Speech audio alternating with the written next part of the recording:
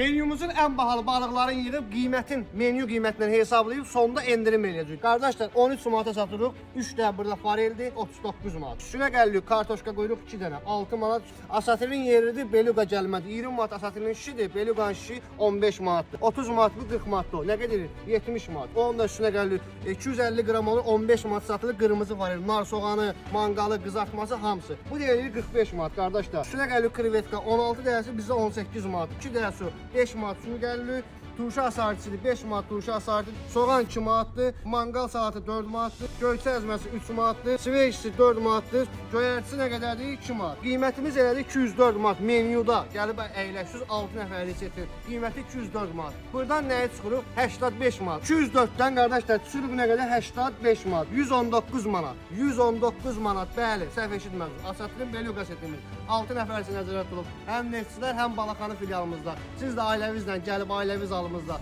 əyləşib istirahət eləyə bilərsiniz. Dəst xoşu. Qardaşlar, hər gün səhnəmizdə canlı musiqimiz olur.